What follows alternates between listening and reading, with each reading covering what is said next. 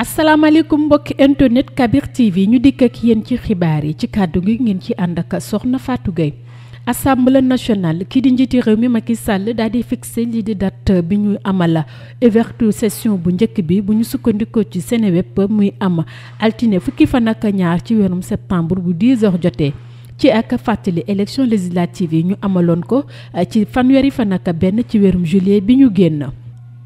ca mairie bu Kaolack activiste bi di Lamine Ndaw ñu daal di koy defeere ca parquet gannaaw ba mu bindee ci page Facebook am di sàkku ci adjoint maire bi ñu jox wàllum social ngir mu leeral xaalis bi ko mairie joxoon ci lu jëm ci wàllum social lu ci mel ni wàllum wér-gu-yaram gi wàllu dëkkuwaay gi ak yeneen yu nu mel la. gannaaw ba ñu gisee benn vidéo bi mu publier jamono ya mu nekkee ci prison bu Rebeuss moom professeur Cheikh Oumar Diagne ñi di division investigation criminelle dikk daal di koy convoqué tey jii ci àjjuma ji ca loolee tax moom activiste bi di xamle ni moom rek nekkul ca boobule vidéo te it filmewul vidéo boobule bu nekkee daa am leneen lu nu bëgg bu ñu ko jaarale ci boobule vidéo tolloog ñetti weer ba lakk gi lakk gu miti amee ca hôpital Mame Abdou Aziz bu Tivaouane ba fukki xale ak benn ñàkk ci seen bakken ca service néonatologie ba kii de sage-femme bi ak infirmière bañ ca tegoon loxo ñu daal di leen di bàyyip ndéggandikoo ngir lu soxal wàllu mbënn mi ak lii di plan Orsec bu njiitu réew mi Macky Sall loole waral ba kii di Antoine Félix Diome jëwriñ bi ñu dénk wàllu biir réew mi ak kii di Samba Ndiobène Ka amaloon ab doxub nemmeeku ca département bu Mbour waaye askan wa nekkee ca Joal ak Mbour kontaanuñu benn yoon ca mboobale visite la ko waral ñoom askan wa ñuy xamle ni danoo sonn ci at mu jot bu mbënn mi amee foofa rek njiiti réew mi di yónnee ay ndaw te ba tey indiwul ay saafara ci seen ay jafe-jafe benn soxna ca ñoom askan wa yëkkati ay kàddu di xamle ni kii di Serigne Mbaye Thiam ba mu fi ñëwee woon na xamaloon na leen ni kii di njiiti réew mi Macky Sall dina leen jàppale ci mbënn mi dina génn lu toll ci juróom-ñaari milliards ci suñuy koppar waaye ba tey gisuñu benn coppite ci seen ay jafe-jafe ñu des ci mbënn mi ba tey ak ca Touba Mbacké ay fan rek des ci lii di màggal Touba ca Daaru Rahman lii di mbënn mi daal di fay faat benn xale toll ci fukki at ak ñett ay tool ak ay kër yu bëri daal di fay yàqu ba ñu génn leen sax ca seen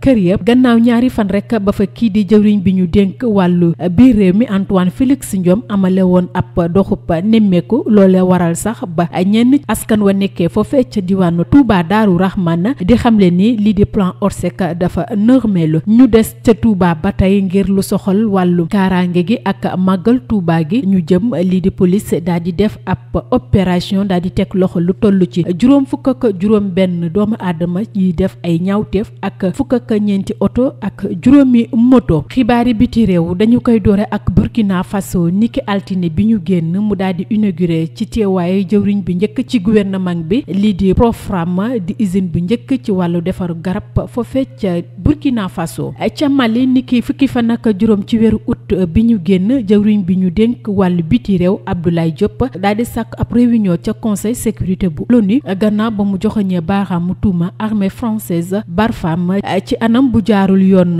ca dañuy jëfandikoo espace aérien bu Mali ca janvier ba léegi teg si di jàppale lii di jihadiste yi biti réew ba tey ak ca Guinée CEDEAO daal dinay tànn ki fi nekkoon njiiti réew bu Bénin Yaya Boni ngir mu nekk médiateur ci crise guinéen kii di Yaya Boni jot na amal ay waxtaan ay acteurs politiques foofee ca réewu Guinée donte ñi di taskatu xibaar yi teewuñu sa seen ndaje moomee ñaari organisation daal di déposer ab plainte niki àllarba bi jëmale ko ci commission nationale de l'audiovisuel ak kii di président Mohamed Buhari ngir ñu bañ a tëj lu toll ci juróom fukki station rajo ak ay chaîne télévision ca dëkk ba ca loolee ñii di commission bi ñuy xamle ni ñoom ñooñee dañoo renouveler wul lii de seen autorisation bu division tàggat yaram ak tirage au sort bu tour préliminaire yi bu compétition interclub CAF daa dinay amal niki talaata juróom-ñeenti fan ci weerum août bi ca Égypte ñii di Casa Sport champion Sénégal 2022 di jàmmaarloo ak ñii di GS Kabylie vice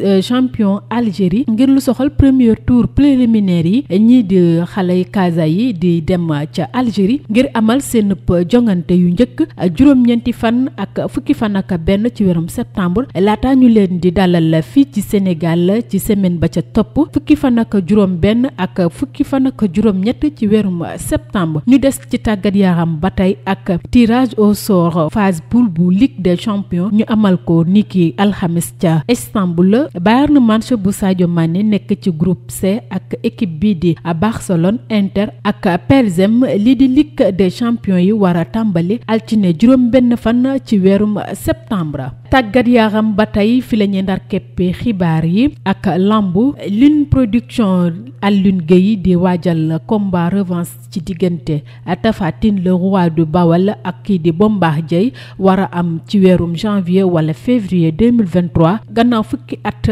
ba ñu jàmmaarloo woon ca stade Demba Diop ba corps médical joxoon kii di Tapha Tine victoire. lii moo fi ruuse woon ci ay xibaar ngeen di wéy di ànd ak Kabir TV ci xarale gi ñu àndoon ci ak Modou ci kàddu gi ngeen fegg woon ci ak Soxna Fatou Gueye jàmm ak jàmm ci yeneen jotaay xibaar.